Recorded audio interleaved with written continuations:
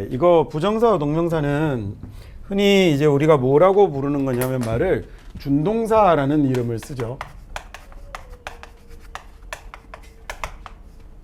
이 우승 다음에 준우승이라고 할 때 그 준자거든요. 그래서 준한다라는 얘기잖아요. 준이. 그래서 동사에 준한다라는 얘기여서 얘는 동사와 거의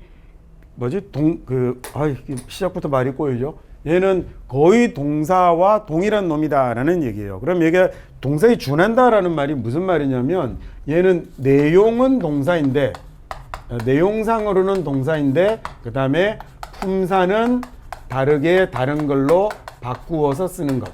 조금 어려운 말로 뭐라고 그러냐면 품사를 전성한다라고 그러거든요. 그러니까 원래 동사를 내용이 동사인 것을 품사를 다른 말로 바꿔서 쓰는 것을 준동사라고 그래요. 내용은 동사인데 형식을 바꿔주는 게 되는 거죠. 결국 말의 쓰임새를, 말의 성격을 바꿔주는 걸 준동사라고 하는데 이 준동사에는 영어에 몇 가지가 있냐면 총 3가지가 있어요. 영어는 부정사라는 애가 있고 그 다음에 또 뭐가 있냐면 동명사라는 애가 있고요. 그 다음에 또 하나가 뭐가 있냐면 분사라는 애가 있어요. 자, 잘 아시다시피 부정사는 어떻게 생겼냐면 to 동사 원형으로 생겼고요.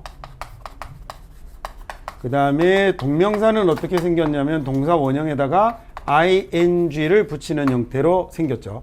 자, 그 다음에 분사는 어떻게 생겼냐면 얘는 2가지가 있어요. 분사는 하나는 ing로 생긴 것하고 그래서 얘가 위에 동명사 ing하고 헷갈릴 수 있어요. 근데 다른 거예요. 그 다음에 뭐가 있냐면 ed로 생긴 놈이 있어요. 자, 이 중에서 앞에 있는 ing를 뭐라고 부르냐면 현재 분사다라고 부르고요. 뒤에 있는 ed를 과거 분사다라고 부르는데 자, 제가 지금 위에서 뭐라고 그랬냐면 원래는 동사인데 내용상 동사인 걸 품사를 바꿔 쓴다라고 그랬잖아요. 그때 이 부정사는 품사를 뭘로 바꿔 쓰느냐면 부정사는 품사를 명사로 바꿔 쓰기도 하고 그 다음에 또는 형용사로 바꿔 쓰기도 하고 그 다음에 또는요 부사로 바꿔 쓰기도 해요. 그 다음에 동명사는 뭘로 바꿔 쓰냐면 얘는 명사로만 사용하고요. 형용사나 부사로 쓰는 경우는 없어요. 그 다음에 분사는 뭘로 쓰냐면 명사로는 쓰지 않고요.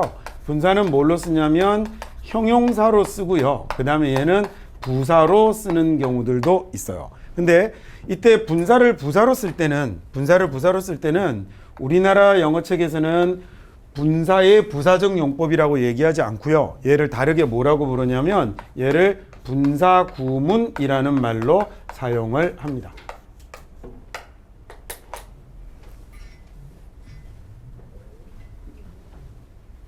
됐죠?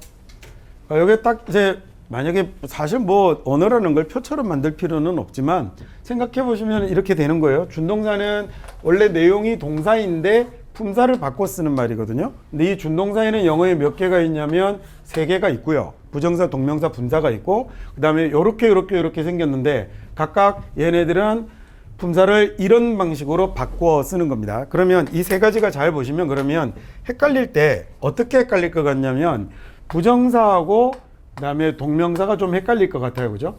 이게 서로 명사로 쓰일 때 어떻게 다르게 명사로 쓰이는 건지 알면 좋을 것 같고 그 다음에 이 형용사하고 이 형용사가 조금 헷갈릴 수 있을 것 같죠. 근데 얘는 별로 어렵지는 않아요. 근데 어쨌든 이 형용사하고 이 형용사는 어떻게 다른 건지 알면 될 것 같고요. 그죠? 그 다음에 이 부사하고 이 부사는 완전 다르게 생겨서 별로 신경을 쓸 필요는 없어요. 그리고 얘는 분사편에 가서 얘기를 합시다. 자, 이 중에서요, 실은 말을 하는 데는 얘도 다 구별할 줄 알아야 되지만 영어를 읽을 때 우리가 그 문법과 관련돼서 뭐 중고생들이나 또는 공무원 시험을 준비하는 사람들이나 이런 사람들이 시험을 볼 때는 이것과 이것의 차이를 물어보는 문제는 만들지 않아요.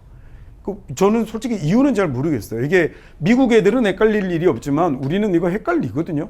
부정사를 써야 될지 ing를 써야 될지 헷갈리는데 미국 사람들이 어려워하는 것만 가지고 문법책을 만들다 보면 결국 뭐 그 사람들이 어려운 걸로 책을 만든다는 게 아니라 그 사람들은 문제를 자기들이 헷갈리는 걸로 만들 거 아니에요. 그러면 그 책을 가져다가 우리가 한글로 번역해서 공부를 하다 보면 한국인이 약한 문법은 주위 애들 문법이 반영되지 않고 미국 애들이 헷갈리는 것만 보게 되는 거죠. 물론 미국 애들이 헷갈리는 거 대부분 우리도 헷갈리지만 미국 애들은 안 헷갈리는데 우리가 헷갈리는 것들도 있거든요. 근데 이런 것들이 좀 포함이 되면 좋을 텐데 이 부분들이 어쨌든 조금 배제가 되어 있습니다. 어려운 건 아니고 제가 설명을 다시 드리도록 할게요. 그래서 일단은 이 부정사하고 동명사는 어떤 차이가 있는지를 익히는 게 되게 중요하고요. 먼저는 물론 부정사는 뭔지 동명사는 뭔지 분사는 뭔지를 먼저 알고 그 다음에 부정사와 동명사는 뭐가 다른지를 익힌 다음에 그 다음에 우리가 분사를 배우면서요. 분사를 배우면서 부정사하고 분사가 어떻게 다른지를 배우시면 될 것 같습니다. 자, 그러면 이제 우리가 먼저 부정사부터 먼저 하고 부정사가 뭔지 동명사가 뭔지를 볼 건데 이렇게 설명드려 볼게요. 자, 늘 문법이라는 걸 공부할 때는 제가 뭘 하자라고 그랬냐면 우리말과 비교해 봐야 됩니다라고 그랬죠. 그런 걸 조금 고상한 용어를 쓰면 대조문법이라고 그래요. 그래서 외국어를 공부할 때는 모국어가 아닐 때는 모어가 아닐 때는 대조문법을 통해서 공부해서 우리말과의 차이점을 확인하고 익히는 방식으로 공부를 하는 건데 역시 우리말과 비교를 한번 해보죠. 만약에 이런 말이 있다고 쳐봐요. 나는 아주 천천히 쉽게 설명을 가르쳐 해드릴 테니까 잘 보세요. 나는 영어를 가르친다 원한다 라는 이런 문장은 뭐 어이없는 문장인 거 딱 봐도 알겠죠. 그냥 한국말이니까 보는 순간 잘못됐습니다. 이거 뭐가 잘못됐냐면 왜 틀린 문장이죠?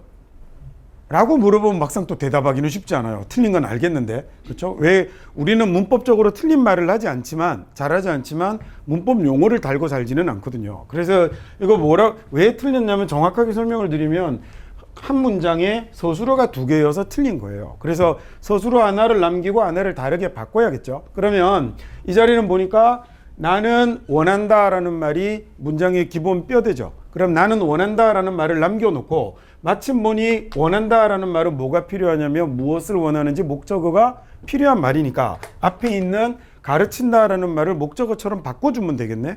그럼 목적어로 쓸 수 있는 말이 뭐예요? 품사가 명사죠. 그러니까 얘를 어떻게 바꿔주냐면 가르치라는 어간만 남겨놓고 여러분 어간이란 말 알죠? 가르치라는 어간만 남겨놓고 뒤에다가 얘를 어미를 탈락시켜버리면 그 다음에 앞에 가르치라는 어간은 남기고요. 여기다가 명사처럼 가르치기라는 말로 뒤에다가 어미를 붙여주면 되는 거예요. 근데 우리말은 품사만 바꾼다고 되지 않고 우리말은 여기다가 목적어임을 나타내는 이런 를이라는 말을 붙여줘야 되는 거죠. 그러면 나는 이 를 없애고 한번 볼까요? 영어 가르치기를 원한다라고 이렇게 바꿔주면 이제 어떤 문장이 됐냐면 올바른 문장이 됐죠. 오케이, 됐죠? 그 다음에 두 번째는요. 나는 영어를 가르친다 꿈이 있다 이렇게 한번 해볼까요? 나는 영어를 가르친다 꿈이 있다라고 쓰면 이 문장 또 틀린 건 너무 쉽게 할 수 있습니다. 자, 이제는요 여러분에게 이 문장을 왜 틀렸니? 라고 물으면 다 대답합니다. 왜냐면 원래 알고 있던 거였고 용어를 몰랐던 거였던 거거든요. 그죠? 근데 영어 문법을 그래서 용어를 안다는 것과 문법을 안다는 건 사실은 조금 얘기가 조금 다른 거예요. 그러니까 이거 왜 틀렸죠 이제? 한 문장의 서술어가 2개여서. 근데 여기서 문장의 기본 골격은 나는 꿈이 있다라는 말이고 여기 있는 뭐 사실 이렇게 설명을 길게 하고 있지만 딱 보면 바로 고칠 수 있는 말이잖아요. 얘를 그러면 어떻게 올바르게 해주면 좋겠냐면 가르치라는 어간을 남겨놓고요. 그 다음에 뒤에 있는 이 말은 목적어가 필요한 말이 아니잖아요. 그렇죠? 그러면 이게 가르치다라는 말이 꿈을 꾸밀 수 있게 바꿔주면 되니까 나는 영어를 뭐라고 하면 되죠? 가르칠 정도 해볼까요? 여기다가 가르칠이라는 받침 리을 정도를 붙여서 나는 영어를 가르칠 꿈이 있다, 가르치고 싶은 꿈이 있다 이렇게 쓰겠지만 복잡하게 안 쓰게 가르칠이라고만 해볼게요. 영어를 가르칠 꿈이 있다라고 이렇게 바꾸면 이번에는 올바른 문장이 됐죠.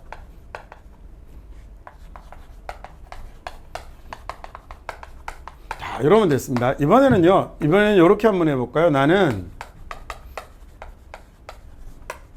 영어를 가르친다 여기에 왔다 이렇게 해봅시다. 가르친다 여기 왔다.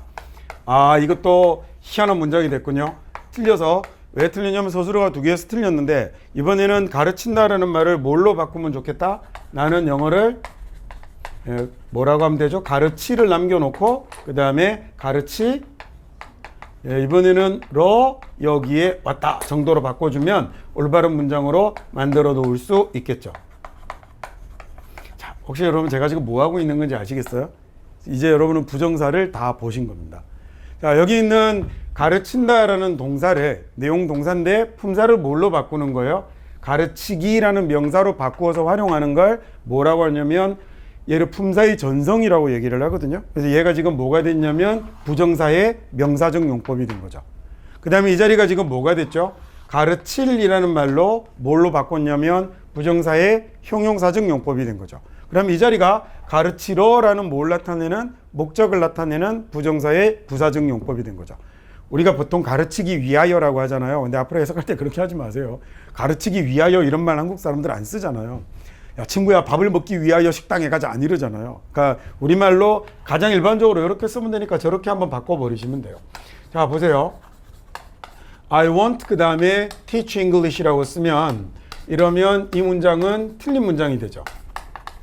그렇죠? 이렇게 쓰면 틀립니다. 왜냐하면 마침표 하나에 서술어가 2개거든요. 동사가 2개에서 틀렸는데 그럼 이거 어떻게 고칠까 고민하다가 want라는 동사는 타동사니까 얘를 뒤에 있는 얘가 want의 목적으로 쓰이게끔 만들어주면 되겠죠. 그러면 얘를 뭘로 바꿔야 되냐면 명사로 바꿔야 되잖아요. 그래서 이 자리에다가 to teach라는 말을 집어넣어서 가르치다라는 말을 가르치는 것, 가르침, 가르치기 정도의 명사로 바꾸는 역할을 to가 담당을 한 거죠. 얘를 이름하여 뭐라고 부르냐면 부정사의 명사적 용법이라고 하면 되겠죠.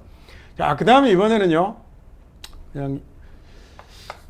이번에는 I have a dream이라고 써볼까요? 이 자리에다 씁시다.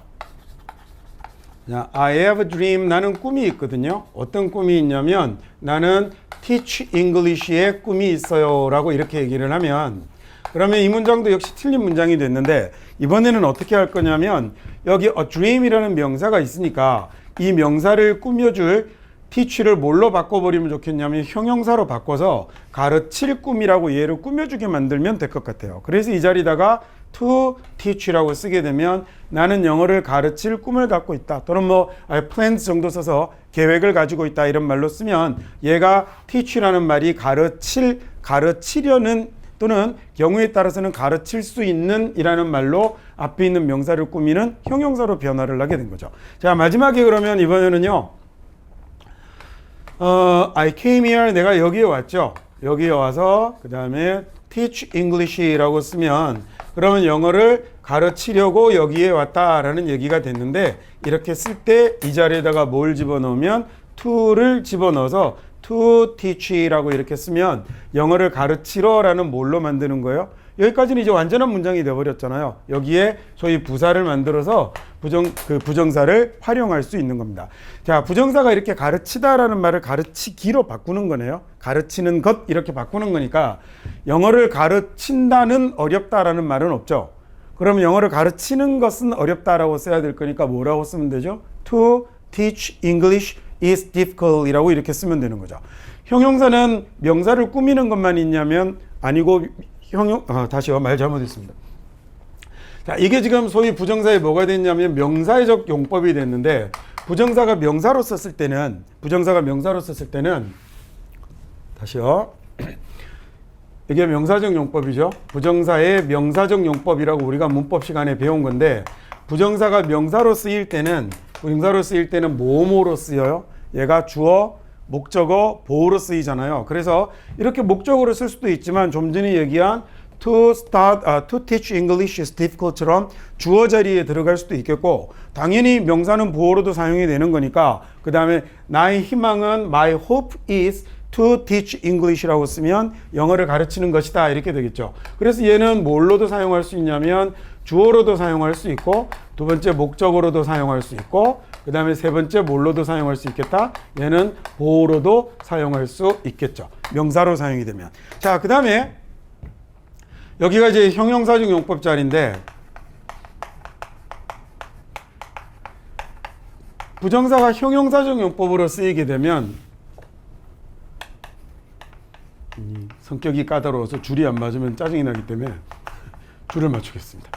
자, 부정사가 이렇게 형용사적 용법이 되면 형용사는 두 가지 일을 한다고 우리가 이 책에서 앞부분에 와 이제 꽤 오래전 일이 됐네요. 두 가지 일을 한다고 배웠죠. 하나는 명사를 꾸미는 일도 하지만 뭐로도 쓰이더라? 보어로도 쓰이죠. 앞에 걸 한정적 용법이라고 하고 뒤에 걸 서술적 용법이라고 하는데 얘 한정적 용법으로도 쓸 수 있겠죠?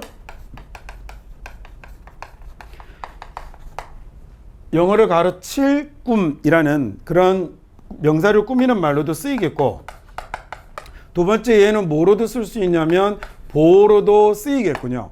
이 보어로 쓸 때 예를 들어 뭐 간단한 예문 하나 들어볼까요? 보어로 만들면 어떤 게 있냐면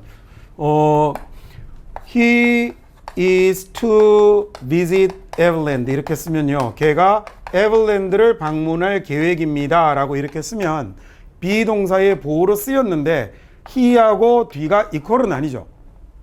he가 하려는 일을 나타내는 거니까 얘는 명사보호가 아니죠. 명사보호는 주어, 비동사, 명사보호 쓰면 주어하고 보호가 이퀄이 된다고 그랬잖아요. I am a teacher이라고 쓰면 나는 teacher이 되죠.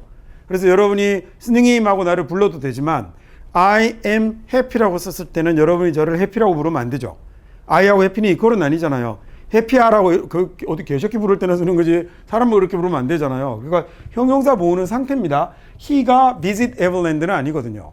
아까 my hope is to teach English면 나의 희망하고 to teach English 같은 거니까 걔는 명사 보호지만 이렇게 쓰면 얘는 형용사 보호거든요. 그래서 이렇게 형용사 보호로도 쓸 수 있는데 이 형용사 보호로 쓰이는 걸 아마 여러분 조금 고리타분한 영어 책으로 공부를 했으면 조금 재미없는 영어 책으로 공부했으면 아마 B2 부정사 뭐 이런 거 들어본 적 있을 거예요. 네 가지 예정 가능 운명 의도라고 얘기하는 게 바로 얘입니다. 예정 가능 운명 의도는요. 좀 이따 설명드리죠. 틀린 얘기는 아닙니다. 근데 그렇게 공부할 필요가 사실은 없는 그리고 예정 가능 운명 의도는 뭐냐면 예정 가능 운명 의도가 우리 배웠던 조동사예요. will, can, may, must를 얘기하는 거거든요. 왜 그렇게 설명을 하냐면 이 부정사라는 놈이 원래 영어에 생긴 지가 지금 한 500년 정도밖에 안 됐어요. 그전에는 없던 말인데 부정사의 전신이 뭐였냐면 조동사였어요. 그 조동사가 부정사로 변화를 하게 되는 거거든요. 그래서 복문을 단문으로 바꿀 때 복문에 있었던 조동사가 정신사람 좀 몰라도 돼요. 그냥 제가 설명을 하는 거예요. 복문에 있던 조동사가 단문으로 이동하면서 부정사 to라는 놈으로 모양을 바꾸는 거라고 생각하시면 돼요. 어려운 얘기입니다. 그래서 이런 거 잘 몰라도 돼요. 그래서 그 각각의 부정사 네 가지가 조동사의 뜻을 다 갖고 있다라고 얘기를 하는 거죠. 자, 그 다음에 봅시다. 자, 여기서 이제 제가 우리나라 문법책의 설명을 조금 바꿨으면 한다 싶은 부분인데 뭐 내 개인적인 생각인데요. 근데 너무 여러분들이 여태까지 배워왔던 게 있어서 너무 난폭하게 바꿔댈 수는 없고 문제 제기는 한번 해볼게요. 명사는 주어 목적어 보어로 쓰이니까 주어 목적어로 보어로 쓰인 명사적 용법의 부정사를 보여주는 거 맞죠? 형용사는 명사를 꾸미거나 또는요 보어로 사용이 되니까 명사를 꾸미는 명사를 꾸미는 용도로 쓰인 부정사와 보어로 쓰인 부정사를 보여주면 되겠죠? 근데 부사적 용법은 갑자기 여기서 뭐가 나타나요? 목적, 결과, 원인, 이유, 조건, 판단에 근거라는 6가지 뭐가 나타나냐면 갑자기 내용이 나타나 버리잖아요. 근데 그렇게 하지 마시고 얘도 똑같이 부사가 하는 기능대로 익히시는 게 훨씬 더 좋아요. 그럼 부사는 어떤 기능으로 쓰이죠? 부사는 동사를 꾸미거나 형용사를 꾸밉니다. 근데 동사를 꾸민다라고 하지 말고요. 그건 안 쓰이니까 형용사를 꾸미는 용도로 사용이 되는 부정사가 있고요. 동사를 꾸미는 건 부사가 하는 일이긴 한데 이 부정사는 동사를 꾸미지는 않거든요. 직접적으로. 근데 대신에 얘가 뭘 하기는 하냐면 동사를 꾸미지는 않지만 완전한 문장이 끝나고 나서 얘는 독립된 형태로 독립된 부사의 형태로 여러 가지 내용을 가지고 사용이 되기도 해요. 이렇게 하는 게 훨씬 더 나은 것 같아요. 자, 그러면 위에 있는 놈들은 해석할 때 우리가 주어로 쓰이는 목적어로 쓰이는 보어로 쓰이는 얘들은 결국 뭐라고 해석하는 거냐면 명사는 이 명사적 용법으로 사용이 된 놈들은 우리말로 해석할 때 뭐뭐 하기, 그 다음에 뭐뭐 하는 것, 뭐뭐 한다는 것, 그 다음에 뭐뭐 하려는 것 이런 말로 해석이 돼요. 경우에 따라서 뭐뭐 함도 좋아요. 근데 제가 뭐뭐 함이라는 해석을 잘 안 쓰는 건 뭐뭐 함은 부정사보다는 어디에 좀 더 가깝냐면 쟤는 동명사에 좀 더 가깝거든요. 그 다음에 자, 얘가 이 명사적 용법일 때 그럼 이 형용사적 용법으로 쓰이는 놈은요. 아, 참. 이래 놓고 뒤에다가 뭐 붙이면 되죠? 주어이면 뭐뭐 하는 것은 이라고 은는 이가를 붙이면 될 거고 이렇게 은는 쓴지 목적의면 를 쓰면 되고 그 다음에 보어이면 이다 라고 이렇게 하면 되죠. 뭐뭐 하기는 뭐뭐 하기를 뭐뭐 하기이다 이렇게 하면 되잖아요. 명사를 꾸미거나 보어로 쓰일 때 첫 번째 명사를 꾸미는 말로 쓰게 되면 얘는 뭐라고 해석이 될 거냐면 뭐뭐 할, 그 다음에 뭐뭐 하려는 이라는 말도 되는데 그 다음에 얘는 뭐뭐 할 수 있는 이라는 이런 말도 돼요. 명사를 꾸밀 때요. 자, 잘 보니 그래서 여기 할 수 있는 이라는 말에는 어떤 느낌이 들어가냐면 can의 의미가 많이 들어가고 자, 이렇게 합시다. 이 말들에 보시면 뭐뭐 할이라는 하려는 이라는 할 수 있는 이라는 말로 들어가서 미래의 느낌이 좀 나죠. 그 다음에 할 수 있다라고 해서 조동사 뭐의 느낌이 나죠? can의 느낌이 많이 나죠. 이처럼 원래 부정사라는 놈은 will을 포함해서 전부 다 얘는 will과 can의 의미를 원래부터 많이 가지고 있는 놈입니다. 그래서 이렇게 해석을 하게 되는 거죠. 보어로 쓰이면 여기다가 뭐라고 하면 되죠? 이다만 붙이면 끝나는 거예요.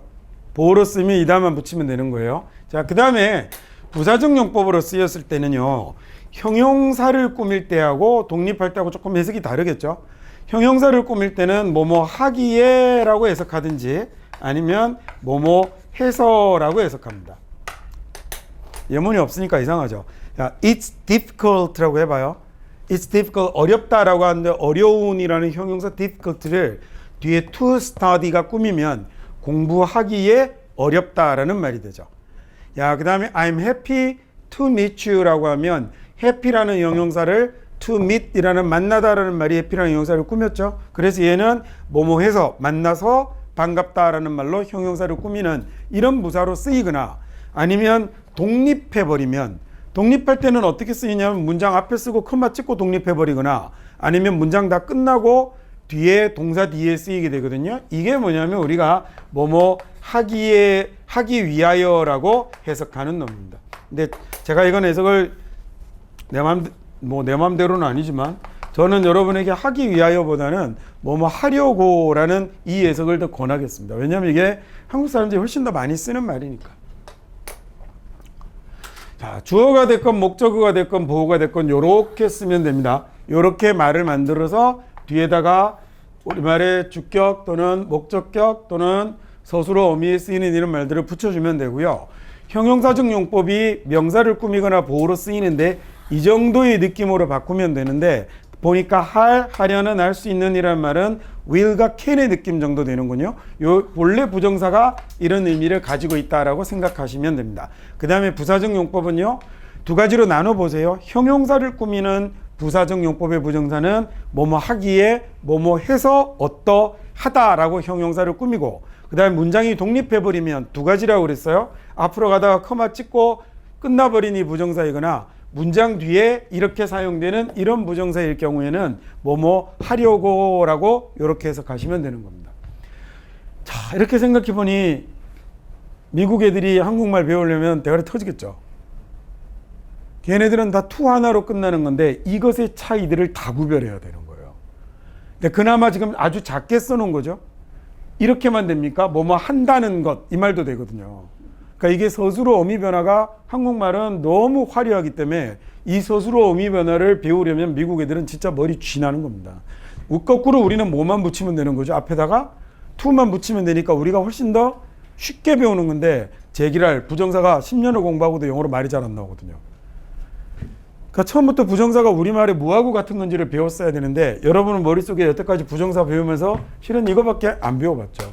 부정사는 to 플러스 동사 원형이고 명사적 용법, 형용사적 용법, 부사적 용법이 있다는 걸 배우기 전에 제가 늘 얘기하던 문법은 부정사는 우리말의 무엇과 같은지를 익히는 게 우선입니다. 그래서 아까 똑같이 유도하는 방식으로 해보니 우리말에도 부정사가 있군요.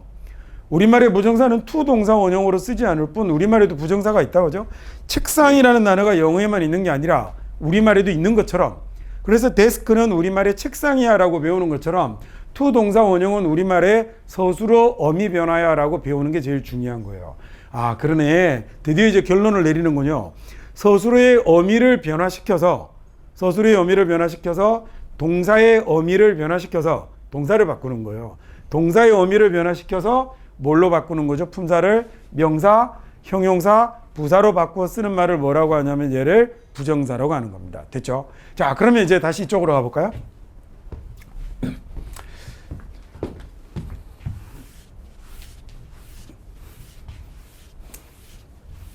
자, 그러면 이제 여러분이 아까 처음 우리가 이제 시작할 때 설명드렸던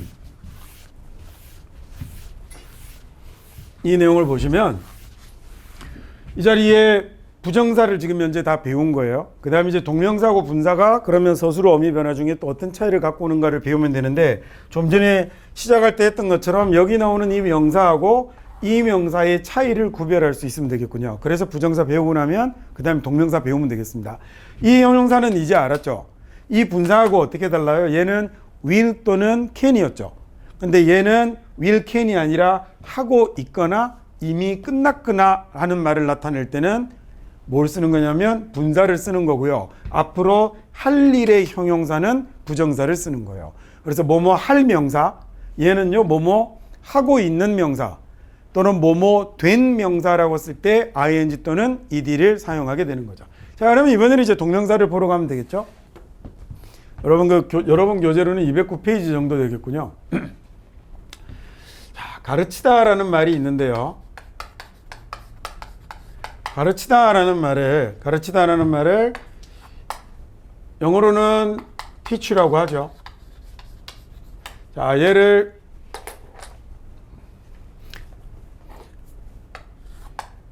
to teach라고 바꾸는 말은 우리말에는 뭐가 되는 거냐면 가르치기, 그 다음에 가르치는 것, 가르친다는 것, 가르치려는 것 정도의 뭐로 바꿀 수도 있냐면 명사로 바꿀 수도 있고, 그 다음에 형용사가 될 때는 뭐가 될까요? 가르칠, 그 다음에 가르칠 수 있는, 기본적으로 이렇게 will과 can의 의미를 생각하세요. 그 다음에 명사를 꾸미는 거니 해석하다 보면 가르치는 이런 말로 해석이 될 거고요. 그 다음에 부사가 되면 가르치러라는 동사를 꾸미는 말도 독립된 모양에서 사용되는 가르치려고라는 말도 있고, 가르치기에 어떠하다, 그 다음에 가르쳐서 어떠하다라는 이런 의미의 부사적 용법으로도 사용이 되는 게 to teach인데, 얘 말고 소위 동명사라는 놈은 뒤에다가 뭘 붙이죠? ing를 붙여서 쟤는요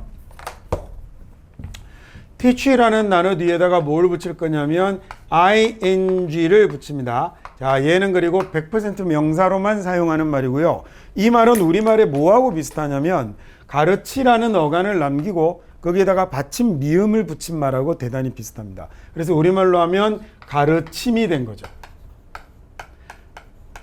자, 이렇게 쓰는 이런 말이 됐다고 생각하시면 돼요. 근데 사실은 이 동명사는 우리말에 받침 미음을 붙이는 것으로 모든 걸 다 설명할 수는 없어요. 왜냐하면 우리말에 미음을 붙이는 건, 잘 보세요. 한국말은 가르침이라는 말을 쓰면 이 가르치다라는 말은 두 가지가 있어요. 하나는 이게 우리말이니까 제가 몰라서 설명을 잘 못하겠는데 여러분이 한번 느껴봐요. 이거 명사로 쓰는 경우도 있지만 동사로 쓰는 경우도 있어요. 이게 참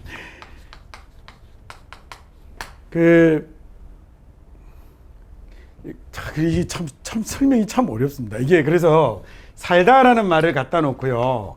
살다라는 말을 갖다 놓고 어간을 탁 떼서 얘를 삶이라고 삶을 바꾸면 얘를 삶이란 무엇인가라고 얘기하면 그때는 삶이 그냥 명사가 됐죠.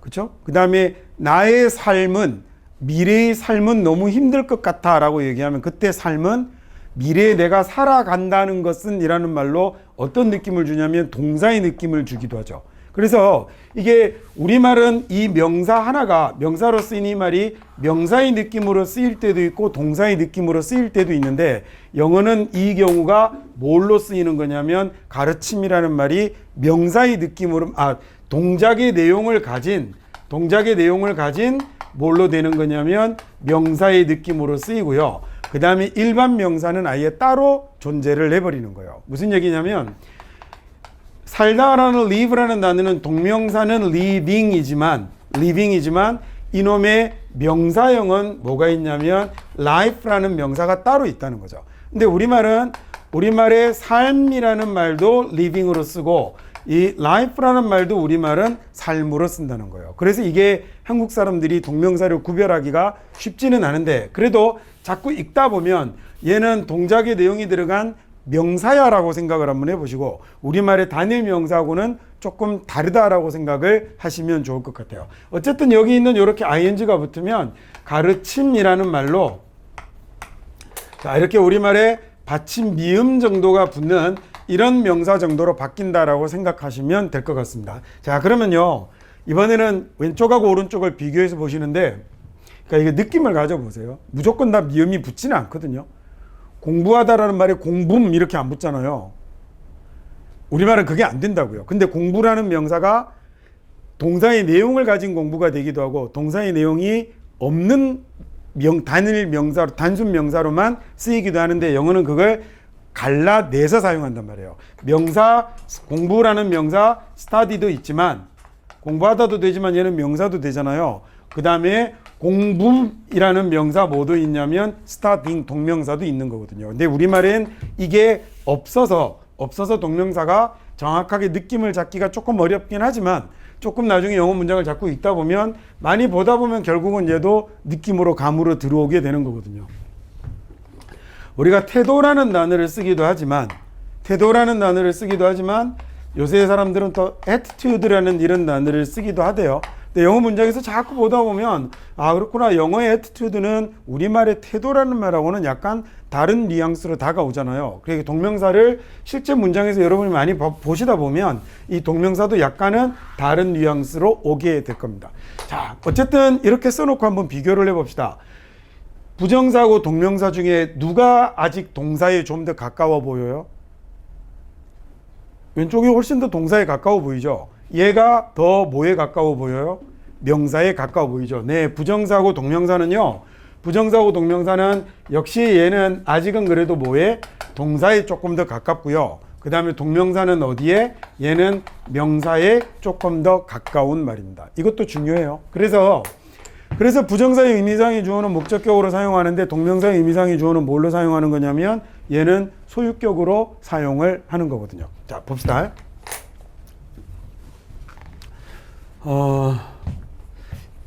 교재로는 이제 주어 설명하려고 하는 거니까 어디를 보시냐면 210페이지를 보시면 돼요. 준동사는 이쪽으로 가볼까요? 준동사는 내용이 동사인데 뭘 바꾸는 거라고요? 품사를 바꿔서 사용하는 말입니다. 요거 이제 지워도 되죠?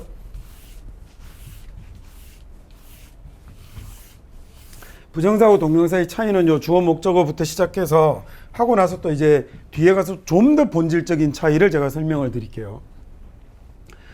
만약에요, 부정사를 써서 이번에는 I want라고 쓰고요. 그 다음에 to teach English라고 이렇게 써봅시다. 이렇게 쓰면 나는 영어를 가르치고 싶어 라는 이런 얘기가 된 거죠. 이번에는 나는 네가 영어를 가르치고 쳤으면 좋겠어. 내가 아니고요. 나는 네가 영어를 가르치기를 원해 라고 쓰려면 I want 쓰고 영어는 주어를 어디다가 쓰죠? 동사 앞에다 쓰죠. 띄우지 않습니다. 주어를 동사 앞에다 쓰는데 you는 주격하고 목적격이 같으니까 우리 이해하기 좋게 목적격인 him을 얘기해 볼게요. 여기다가 he를 쓴다고 한번 해보죠. 그래서 he to teach English라고 써서 그 사람이 영어를 가르쳤으면 좋겠어 라고 이렇게 문장을 만든다고 칩시다. 그러면 이때 he의 격을 변화시켜 줘야 될 건데 이 자리가 마침 want라는 놈의 누구 자리죠? 목적어 자리니까 이 자리에 he를 뭘로 바꿔주면 I want 다음을 him으로 바꿔주면 나는 그 사람이 영어를 가르쳤으면 좋겠어 라는 말로 소위 부정사의 주어가 바뀌게 됐죠. 위에 있는 건 문장의 주어도 I이고 부정사의 주어도 I이지만 얘는 문장의 주어는 I인데 가르치다라는 말의 주어는 힘이 되고 있는 거죠.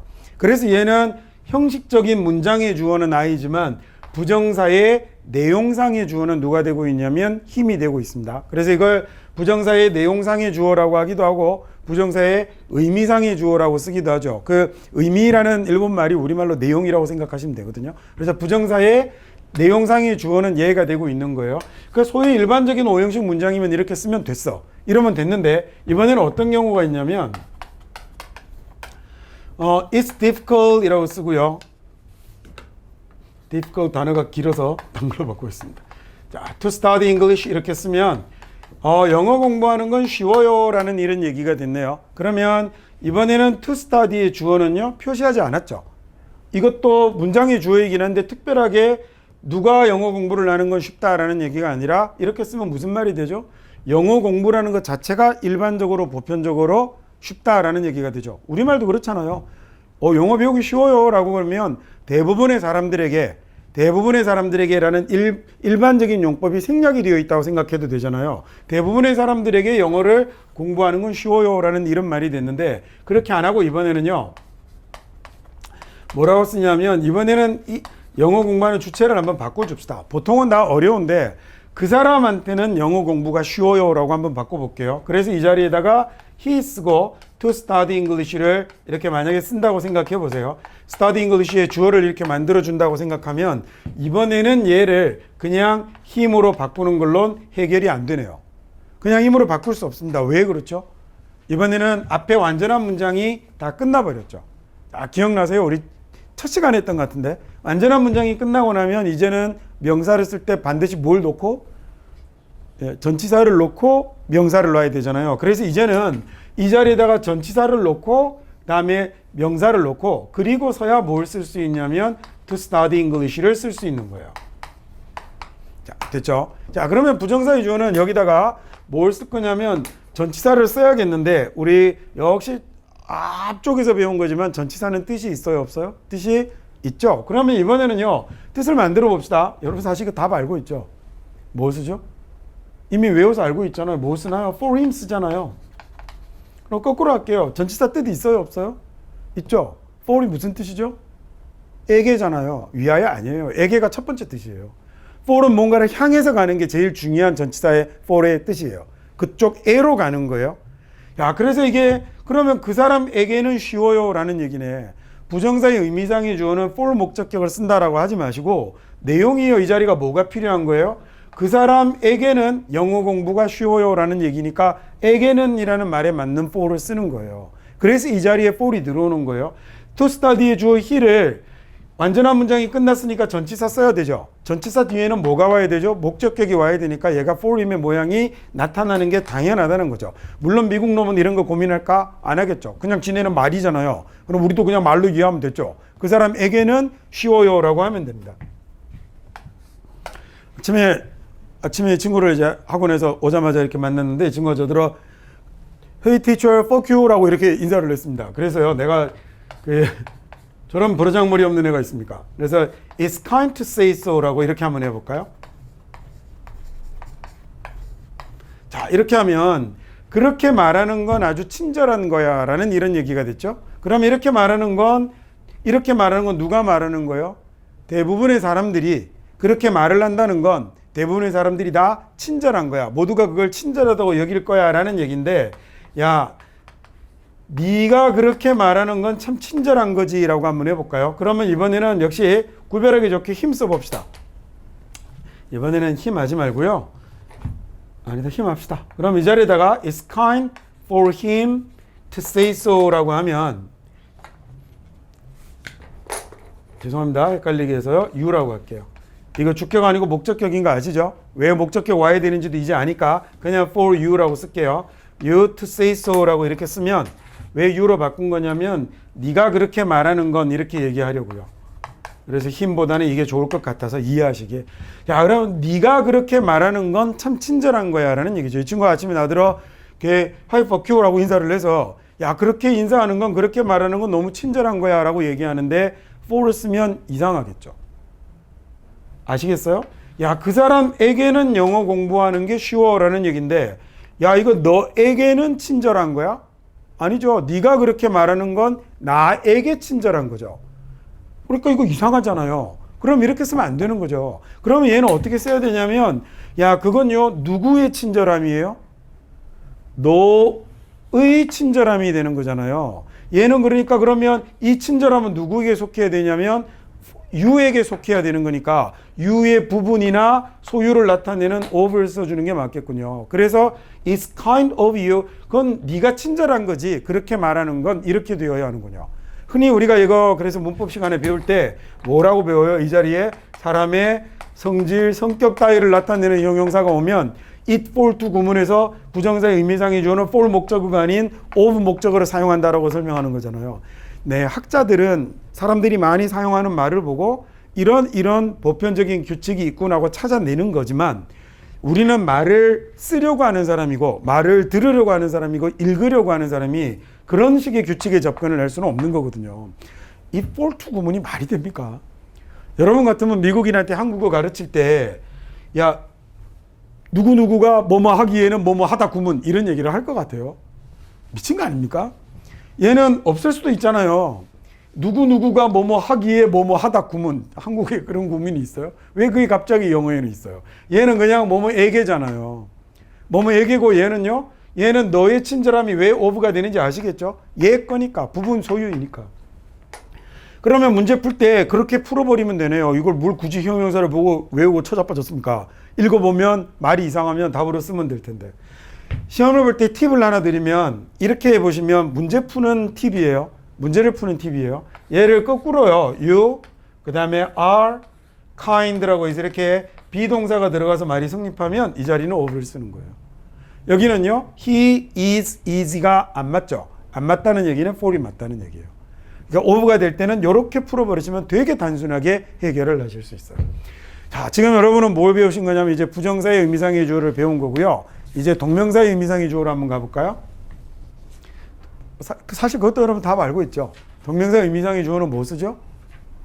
소유격 쓰잖아요. 왜 소유격 쓰죠? 야, 나에게 공부한다는 것은, 맞죠?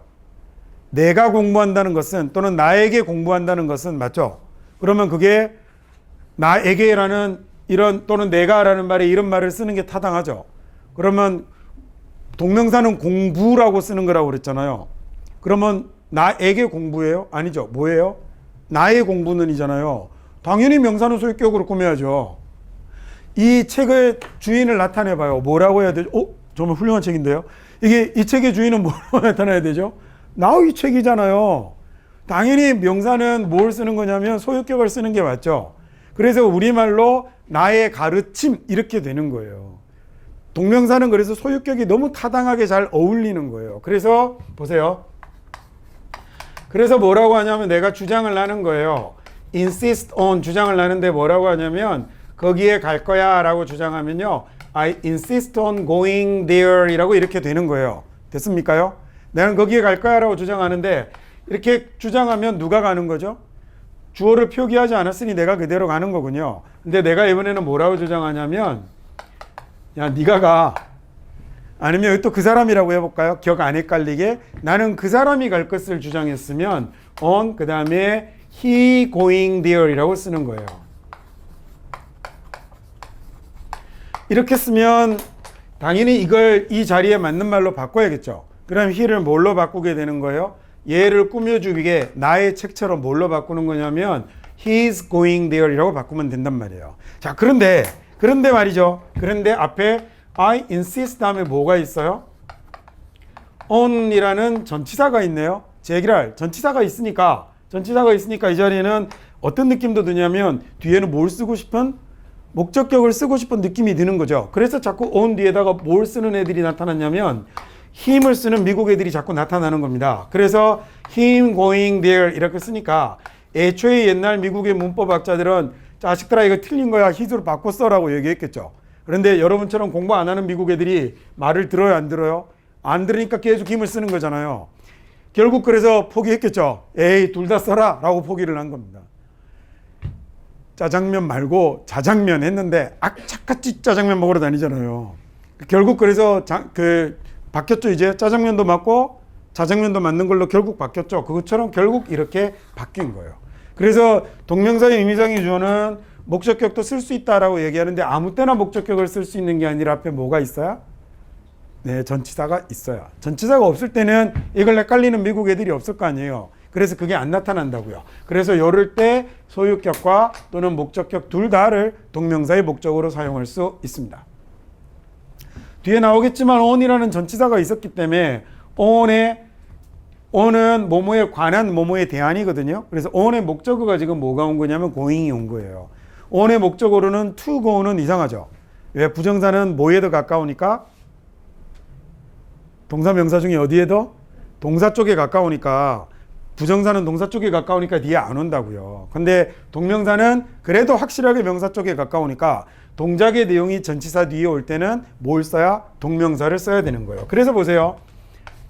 look forward to라고 하면 얘가 우리말로 기대하다, 고대하다라는 말인데 이때 to는 부정사가 아니라 전치사거든요. 뭐뭐에 대해서 앞으로 내다보다, 쳐다보다라는 말이어서 얘는 전치사가 되는 거예요. 그러니까 이 뒤에는 뭐가 와야 될까? 이 뒤에는 명사가 와야 되겠죠. 근데 만약에 이 자리에 동사가 와버리면 그때는 이 동사를 뭘로 바꿔주면 되는 거예요?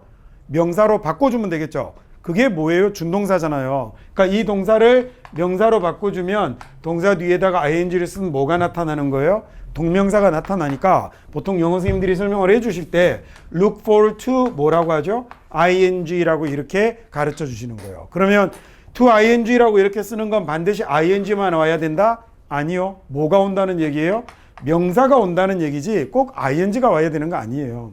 I look forward to your success. 너의 성공을 기대한다라는 말로 명사를 써도 돼요.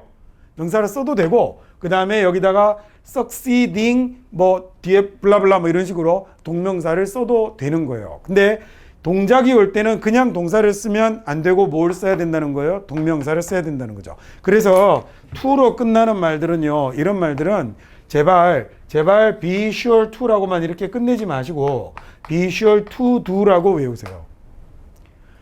한 번 외울 때 제발 두 번 만들지 마시고 한 번에 제대로 외우세요. 보세요. sure이라는 단어 중학교 1학년 때 외우고요. 한 1, 2년 지나더니 be sure to라고 또 외우고요. 제기를 나중에 문법 공부한다고 be sure to do라고 부정사 온다고 또 외웁니다. 왜 고생을 사서 합니까? 그냥 한 번에 외우면 되겠죠. 한 번에 외우는 게 제일 좋겠죠. 그러니까 단어를 외울 때는 그래서 하나 똑 떼서 외우는 게 진짜로 아니에요. 그래서 책을 볼 때 뭐 형광펜이나 뭐 이런 걸로 주변에 같이 엮여 있는 놈들하고 같이 묶어서 단어를 외우셔야 그 단어의 내용 활용도 잘할 수 있고 용법도 틀리지 않게 쓸 수 있는 거죠. allow A to be 이렇게 이상하게 하지 마시고 그래서 얘를 A, B도 이상하거든요. 이 자리에 A, B 넣어서 외우는 나라 대한민국밖에 없어요. 대한민국도 아주 솔직히 얘기하면 입시 관련 책들만 이렇게 돼 있지 여러분이 나가서 대학생들이 보는 영어책을 한번 뒤져보세요. 뭐라고 돼 있나.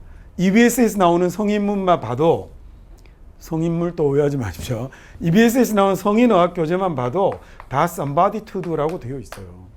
그래서 이 자리에 사람이 들어온다는 걸 알게 A 좋으니까 A라고 하더라도 제발 여기까지 이렇게 외우세요. to be라고 외워버리면 to 뒤에 ing가 와야 되는지 to 뒤에 do가 와야 되는지를 구별할 수 없어요. 그러니까 처음부터 한 번 외울 때 이렇게 외우나 얘를 붙여서 외우나 떼서 외우나 어차피 들어가는 노력은 똑같단 말입니다. 그러면 한 번, 두 번, 세 번에 걸쳐서 외우는 불상사를 만들지 마시고 한 번 외울 때 제대로 외우시는 게 가장 현명하고 좋겠습니다. 자, 이번에는요.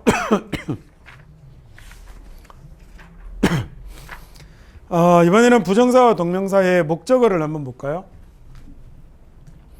212페이지에 보시면 얘는 설명할 게 없어요. 부정사나 동명사가 원래 내용이 뭐예요? 내용이 동사잖아요. 그러니까 얘는 그래서 내용이 동사에서 뭐도 가졌죠? 주어도 가졌던 것처럼 얘가 목적어도 그대로 가질 수 있는 거죠. 여러분 교재 페이지로 보시면 212페이지입니다.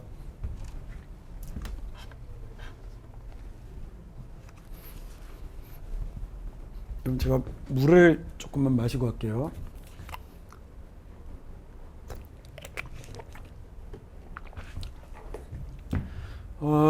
이렇게 주어도 가질 수 있었지만 보세요.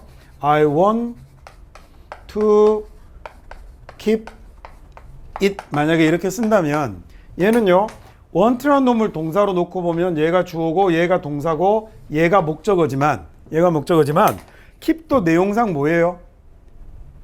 keep도 내용상 동사잖아요. 그러면 keep을 동사라고 친다면 얘가 주어고 얘가 동사고 얘가 목적어가 되고 있는 거죠.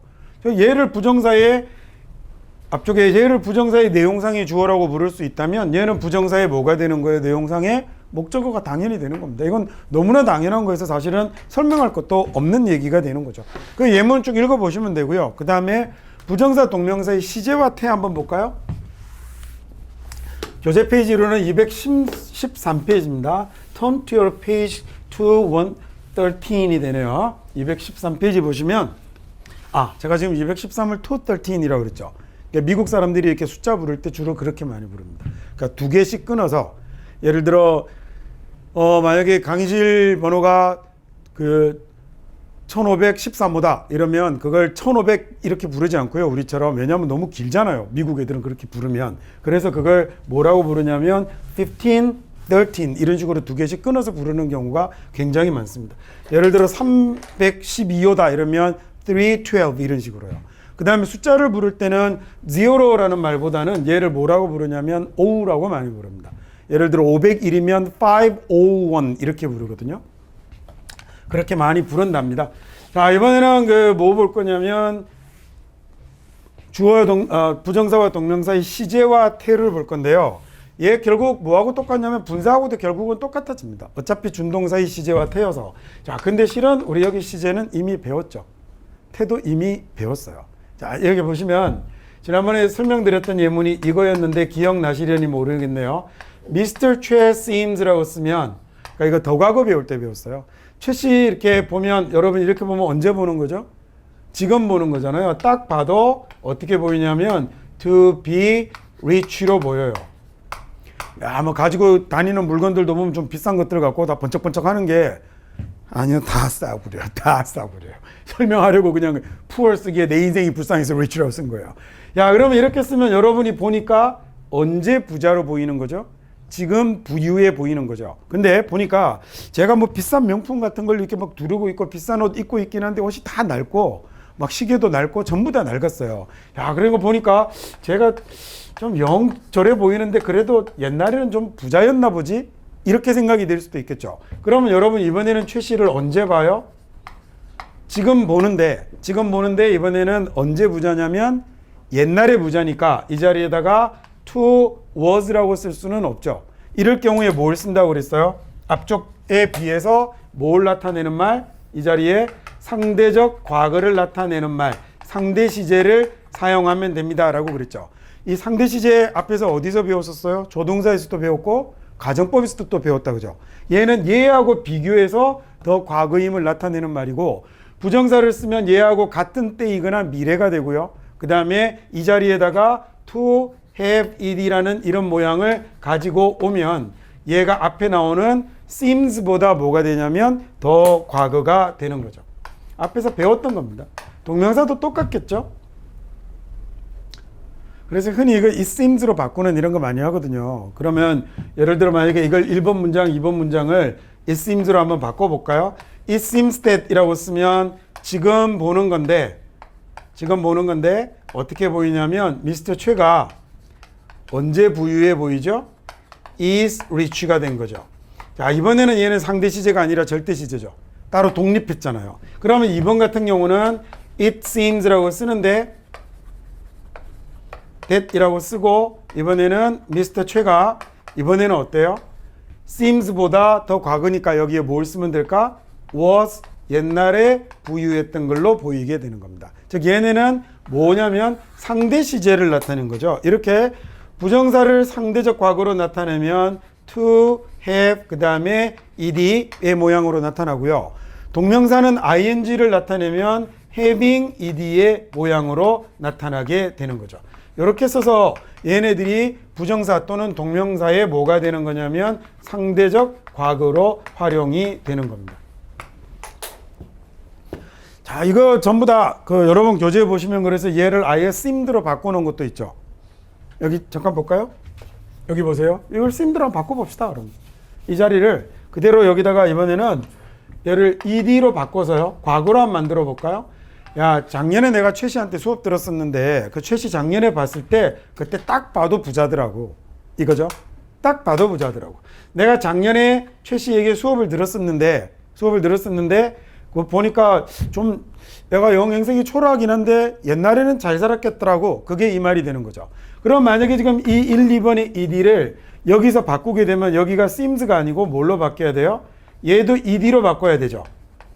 ed로 바꿔야 되죠. 그러면 얘는 과거의 말이에요. 과거에 봤을 때 그때 부자였으니까 이 자리가 is가 될 수 없잖아요. 얘도 뭘로 바뀌어요? 그러면 얘도 was로 바뀔 건데 이번에는 과거에 봤을 때 언제 부유했어야 돼요?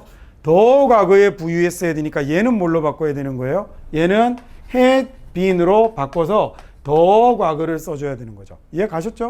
그러니까 결국 중요한 건요. 요 모양을 썼을 때는 앞에 있는 동사하고 비교를 하는 뭐가 되는 거다? 상대적 과거를 나타내는 말이다라는 걸 익혀두시면 됐습니다. 앞에서 상대적 과거를 잘 배워뒀더니 제가 저렇게 단순하고 쉬워졌습니다. 자, 이번에는요. 여러분 교재에 나오는 내용으로 214페이지를 한번 보시면 부정사 동명사의 주의할 용법들이 있거든요. 그래서 역시 오늘은 이 주의할 용법들을 쭉 마치고 나면 부정사와 동명사의 차이는 다음 시간에 하면 될 것 같습니다. 먼저 가주어와 가목적어 나오는데요. 여러분 이제 이쪽도 지워도 되죠? 가주어 가목적어부터 한번 해봅시다.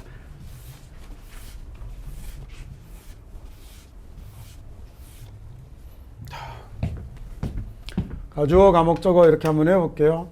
To study English라고 해볼까요? 그 다음에 is difficult 이라고 이렇게 해봅시다. 영어 공부하는 거 어렵습니다 라고 이렇게 썼는데 얘를 이렇게 써도 되지만 얘를 어떻게 써도 되냐면 it is difficult 이라고 이렇게 써도 되죠. It's difficult 그 다음에 to study English라고 이렇게 써도 됩니다. 자, 이렇게 썼을 때 아래쪽에 있는 문장에 it을 우리가 뭐라고 부르냐면 얘를 가주어다 라고 부르고 얘를 진짜 주어다, 진주어다 라고 이렇게 부르죠. 자, 그리고 위에 있는 건 영어를 공부하는 건 어렵습니다 라고 해석하고 밑에 있는 것도 영어를 공부하는 건 어렵습니다 라고 해석합니다. 정말로 그렇게 해석이 같을까? 저는 질문을 했다가 욕을 뒤지게 먹었거든요. 저 어릴 적 주특기가 질문하고 욕먹고 이런 거라고 그랬잖아요. 그래서 왜 다른 말을 써놓고 똑같이 해석해야 됩니까? 라고 물었다가 욕을 바가지로 쳐먹었는데요. 오늘 일단 제가 한번 물어보죠. 왜 가주어는 왜 쓰죠? To study English 주어가 어때서? 주어가 너무 길어서. 여러분 길어요? 내가 보기엔 하나도 안 긴데. To study English가 길어요? 말하는데 한번 시간이나 한번 재볼래요? To study English 1초가 안 걸리는데. 뭐 이게 길어서 불편해서 얘를 it으로 바꾸지? 내가 알기로 브라크 오바마가 이거보다 긴데요. 에이브럼 링컨이 이거보다 길어요. 미국 애들 사람 이름 얘보다 짧기 쉽지 않아요. 근데 이 주어가 뭐가 길어요? 정말로 만약에 교사의 도움 없이 혼자서 대학 입시를 준비하며 영어 공부를 하는 것은 이 정도 된다면 뭐 길다고 해주겠는데 이게 뭐가 깁니까? 이건 차이가 뭐가 있는 거냐면 강조점이 여기에 있느냐 여기에 있느냐의 차이가 있어요. 근데 한국말은요 보세요. 영어는 영어를 공부하는 건 어렵습니다 라고 얘기하고요. 그냥 이렇게 쓰는데 우리말은 말을 잘못했어요. 다시요. 우리말은 영어 공부는 어렵습니다 라고 해도 되고 어려워요 영어 공부는 이라고 해도 되죠. 우리말은 뒤에 보조사를 같이 데리고 다니면 어절 단위로 이동을 할 때는 말을 옮겨도 의미가 변하지 않아요. 원규는 영어를 잘 가르쳐요 라는 말을 잘 가르쳐요 원규가 영어를 이라고 하면 의미가 변하지 않는데 뭐가 좀 변하죠? 느낌이 조금 변하죠. 원규는 영어를 잘 가르쳐요 하고 잘 가르쳐요 원규가 영어를 하고 두 번째 건 훨씬 더 뭐가 강조돼 있죠? 잘 가르친다라는 느낌이 많이 강조되잖아요. 왜 그렇죠? 먼저 말했으니까 그게 더 중요하게 느껴져요. 영어를 잘 가르쳐요 원규는 이라고 하면요 이번에는 뭐가 강조됐어요? 영어 가르치기가 강조됐잖아요. 먼저 말하면 원래 강조가 돼요. 그래서 얘도 위에 있는 건 영어 공부는 어렵습니다 라는 말이고 밑에 있는 건요 어려워요 영어 공부는 이라고 해서 밑에 건 difficult를 강조한 거예요. 얘를 강조한 건데 영어는 우리말하고 달라서 영어는 우리말하고 뭐가 다르냐면 여기 있는 it is 안 쓰고요 difficult to study English 이렇게 얘기할 수가 없어요. 영어는 항상 완전한 문장으로 말해야 되는 언어라고 그랬죠. 왜 우리는 비 오네 라고 해도 되는데 영어는 raining 이러면 안 되잖아요. 그런 식으로 얘기하면 병원 가거든요. 앞에다 뭐 붙여야 되죠? It is raining 이라고 주어 동사의 형식을 다 갖춰서 말을 해야 되는 언어이기 때문에 이 자리에다가 difficult 이라는 말을 바로 시작할 수 없고 얘도 it's raining과 마찬가지로 it is라는 놈으로 주어 비동사를 사용해서 형용사를 놓아야 되는 거예요. 네, 이때 사용하는 it은 왜 it을 쓰는 거죠? it에 뭐가 없으니까? 뜻이 없으니까. 자, 그래서 명사가 필요한 자리에 주어가 필요한 자리잖아요. 명사가 필요한 자리에 뜻이 없는 말을 넣고 싶을 때 쓰는 말이 it이었죠. 접속사가 필요한데 뜻이 없는 말을 넣고 싶으면 that을 쓰는 거였잖아요. 영어 단어 중에 뜻이 없는 단어가 이렇게 두 개 있다고 그랬습니다. 그거라는 it은 뜻이 있죠. 저거라는 that은 뜻이 있지만 이럴 때 쓰는 it은 뜻이 없는 거예요. 얘가 뜻이 있으면 얘가 강조돼 버릴 거 아니에요. 그래서 뜻없는 말을 먼저 쓰고 difficult란 말을 앞에 내는 걸로 쟤를 강조하는 말을 만들어 쓰게 된 거죠.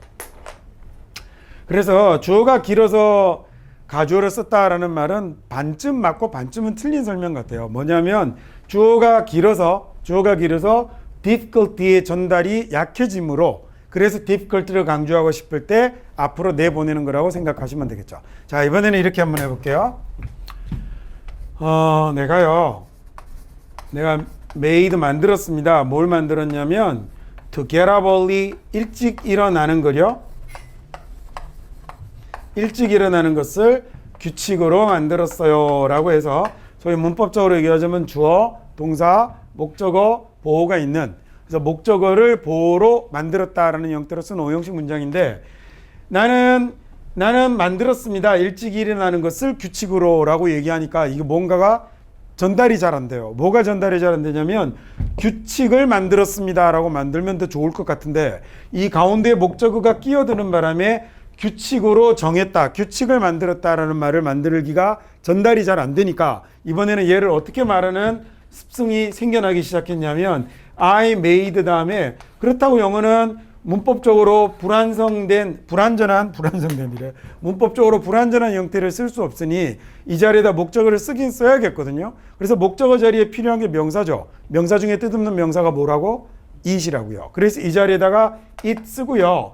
I made it a rule 이라고 먼저 만들어 버리면 그러면 의사 전달이 아주 확실하게 되죠. 규칙을 정했습니다. 규칙을 만들었습니다. 그 다음에 to get up early 라고 이렇게 쓰게 된 거죠. 이해가 가시죠? 무슨 얘기인지. 근데 얘는 사람들이 자꾸 이렇게 얘기하다 보니까 오랫동안 이렇게 얘기하다 보니까 이제는 얘는 이렇게 말하기도 하고 이렇게 말하기도 해요. 그죠?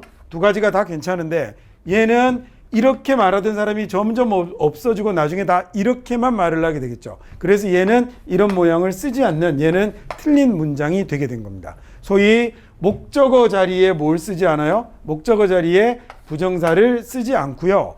오형식 문장에서 목적어 자리에는 항상 부정사의 내용이 들어와야 될 경우 가목적어 it을 사용하고 그다음에 뒤에다가 부정사를 놓는 형태만 올바른 문장이 된 겁니다. 됐죠? 많이 쓰면 법칙이 되잖아요. 많이 쓰면 법칙이 되는 거니까. 그리고 많이 써서 한쪽이 다 없어지고 탈락해버리면 법칙이 되지 않겠어요? 언어는 원래 많이 사라집니다. 소리도 사라지잖아요. 여러분 우리 조상들이요 100년 전만 해도 이거 구별해서 발음했거든요. 지금 안 하잖아요. 아무도. 이게 구별이 되나? 그 다음에 이렇게 하는 건데 그렇게 애써 발음하는 사람 아무도 없어요. 그리고 이제 구별하지 않는데 사람들이 안 하니까 없어지는 거잖아요. 심지어 소리도 없어지는데. 순경한 비읍 사라졌잖아요. 경상도 사람들은 아직 합니다. 경상도 사람들은 그래서 추워라라고 하지 않고 추버라라고 그래요. 그게 순경한 비읍 발음입니다. 근데 일부 경상도 지역만 남아있고 비경상도 지역은 순경한 비읍 발음 다 사라졌거든요. 소리도 이렇게 사라지는데요. 말의 법칙이 안 쓰면 사라지겠죠. 거꾸로 생겨나는 말도 있겠죠. 예를 들어 했었다가 맞는 말인데 사람들이 자꾸 했었었다 이런 말을 자꾸 쓰고 있거든요. 점점 늘어나고 있어서 제 생각엔 이거 몇십 년 더 지나면 한 100년 더 지나면 했었었다가 그 한국말에도 꼭 대과거처럼 자리를 잡아버릴 가능성이 대단히 저는 개인적으로 높다고 봐요. 야, 우리말에 접두사 중에 개자가 있어요. 돌아다니는 개 말고 접두사 중에 개자는 강조어죠. 그래서 망신보다 심한 망신을 개망신이라고 하는 건데 언젠가부터 갑자기 우리 때는 쓰지 않았던 말인데 요즘 젊은이들이 이 말을 다른 데에다가도 접두사로 붙여서 쓰고 있죠. 옛날에는 개망신, 그 다음에 뭐 개피 본다 이런 말 몇 개 있었어요. 근데 이제는 확실하게 그 막 아무데나 붙여서 개 좋아라는 이런 말도 쓰고 있잖아요. 여러분 이거 한 100년쯤 지나면 표준 안 될 것 같습니까? 표준이 됩니다. 그리고 확실하게 좋지 않았던 부정적인 의미로 쓰였던 접두사인데 나중에는 얘는요 긍정 부정과 상관없이 공동의 접두사로 다 사용할 수 있겠죠. 그게 원래 언어라는 게 그런 거잖아요. 너무 좋아해서 너무가 부정어여서 너무 좋아라는 말은 틀린 말이었어요. 그래서 국립국어연구원에서 얘는 틀린 말이야 쓰지 말라고 했는데 사람들이 계속 너무 좋다라고 하거든요.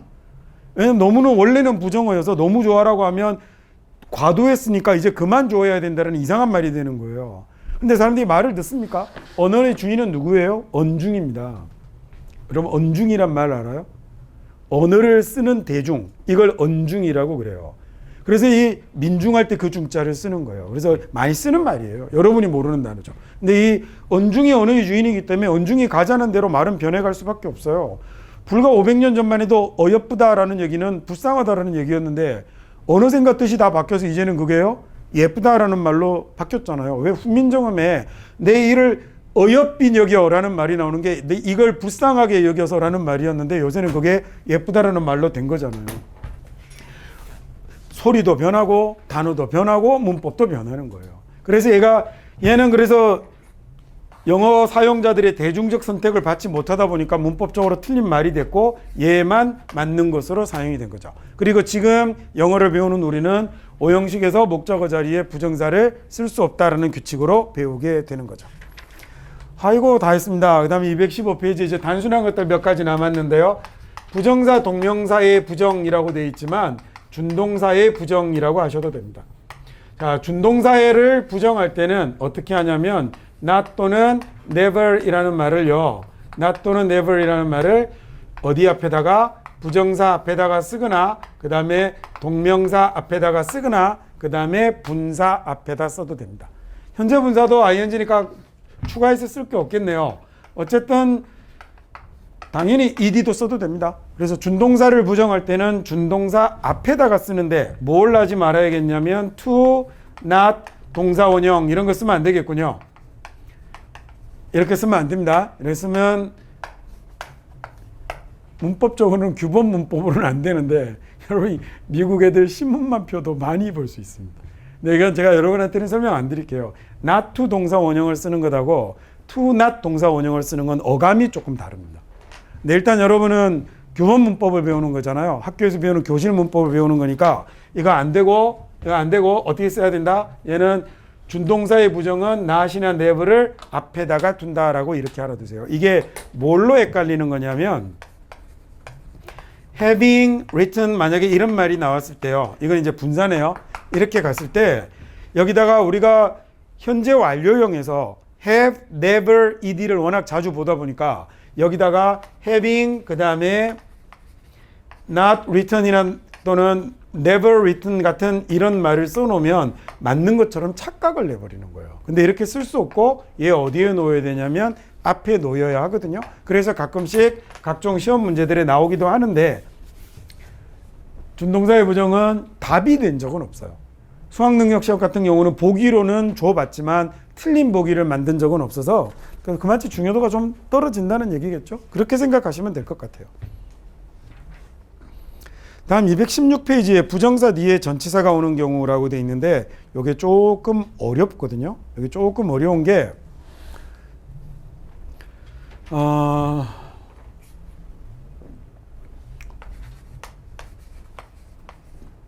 book이 있고요. to read라고 쓰면 우리가 해석할 때 뭐라고 하죠? 읽을 책이죠. 읽을 책이죠. 맞죠? 읽으려는 책이니까 얘가 만약에 어떻게도 쓸 수 있겠냐면 read라는 놈은 뒤에 뭘 가지게 될까요? a book이라는 목적어를 가지게 되겠죠. 얘가 그걸 책을 읽다라는 말을 읽을 책이라고 이렇게 바꿔놓은 거잖아요. 그러면 그 만약에 펜이라고 쓰는데 pen to write라고 쓰면 이 문장이 틀렸다는 얘기를 하려고 하는 거거든요. 이렇게 쓰면 위에 거하고 비교해서 한번 보세요. 그러면 얘는 뭐가 되는 거죠? write a pen이 되는데 이상하잖아요. 펜을 쓰는 게 아니잖아요. 펜으로 쓰는 거니까 이 자리는 뭐가 있어야겠어요? with a pen이 있어야겠죠. 그래서 펜 뒤에 to write로 끝내면 안 되고 이 자리에 with가 있어야 한다라는 얘기예요. 그래서 거기 지금 몇 가지 예를 들어둔 게 전부 다 그 얘기가 되는 겁니다. 이렇게 비교해서 보시면 쉽게 구별할 수 있으니까 비교해서 확인을 해보시면 될 것 같아요. 그 다음에 이루지 못한 소망의 표현이라고 나오는 것도 한번 챙겨서 하나 봐두시고 특별하게 중요하진 않아요. 얘는 공무원 시험 같은 데 잘 나오거든요. 그래서 hope 뒤에다가 to 자, 그러니까 무슨 얘기냐면 또 대충 넘어갔다가 저 새끼 잘 모르는갑다 그럴 수 있으니까 이렇게 써봅시다. hope to do라고 하면 하고 싶다라는 얘기죠. 하고 싶은 건데 만약에 hope 다음에 to have it이라고 쓰면 얘는 하고 싶다가 아니라 뭐가 되냐면 하고 싶었었는데 이런 말이 되는 거예요. 그래서 이렇게 쓰면 이렇게 하고 싶었었는데 했다 못했다? 못했다라는 말이 되는 거예요. 그래서 제목을 거기 보면 이루지 못한 소망이라고 이렇게 써놨는데 얘는 이렇게 써도 되지만 어떻게 써도 되냐면 주어 다음에 had hoped 들었어도 하고 싶었었는데 못했다라는 이런 말이 돼요. 이번에는 have ed가 들어오지 않고 뒤가 이렇게 그냥 동사 원형으로 들어오거든요. 요 두 가지 모양이 나타나면 얘는 하고 싶었었는데 괄호 열고 못했어 괄호 닫고 라는 말이 들어가는 겁니다. 이게 수학능력 시험이나 이런 데는 안 나오고요. 만약에 중고생이라면 얘는 내신 시험 정도에 그 다음에 또 공무원 시험을 준비하는 사람들 이런 사람들은 문법 문제로 자주 나오기도 하죠. 이제 딱 하나 마지막 하나 남았는데요. 제목이 보니까 수동의 의미를 가지는 동명사라고 이렇게 돼 있잖아요. 근데 거기 있는 네 개는 그냥 자주 쓰이는 용법이기 때문에 외우는 수밖에 없어요. 예를 들어서 야, 저 벽은 페인트 칠을 좀 해야겠는데 라고 하면 the wall이라고 쓰고요. 그 다음에 need라는 말은 뭐뭐 할 필요가 있다라는 얘기잖아요. 그러면 얘가 to be painted가 맞겠죠. 왜냐하면 벽이 페인트 칠을 하는 게 아니라 페인트 칠을 당하는 거니까 이렇게 써야 되는데 그런데 얘가 need 뒤에 동명사로 쓸 때는요. 동명사로 쓸 때는 잘 보세요. 동명사로 쓸 때는 여기에 being painted라고 쓰지 않는다는 얘기예요. 자, 얘는 맞는데 얘가 틀립니다.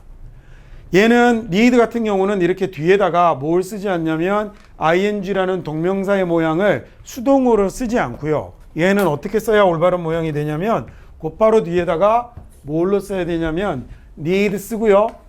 그 다음에 그냥 painting이라고 이렇게 동명사의 능동을 써도 얘가 뭐가 되냐면 올바른 수동의 모양이 내용이 된다는 거죠. 자, 이 자리에 들어가는 동사 4개를 그래서 거기 외우셔야 된다는 겁니다. 얘는 제가 설명드릴 내용 아니거든요. 그냥 외워야 되는 거니까 미국 사람들이 이렇게 쓰는 거니까 require, deserve 같은 4개는 뒤에 뭐가 못 온다고요? being ed의 모양이 못 오는 겁니다. being ed의 모양을 쓸 수 없고요. being ed의 모양을 쓸 수 없고 동명사를 쓸 때는 곧바로 ing를 써도 얘가 뭐가 되냐면 수동의 의미를 가지게 된다라는 얘기입니다. 무슨 말인지 되셨죠? 자, 여기까지 하면 우리 부정사, 동명사의 일반적인 건 다 했고 사실은 가장 어렵고 중요한 건 부정사, 동명사의 차이거든요. 네, 부정사, 동명사의 차이는 다음 강의에서 우리 다루도록 하겠습니다.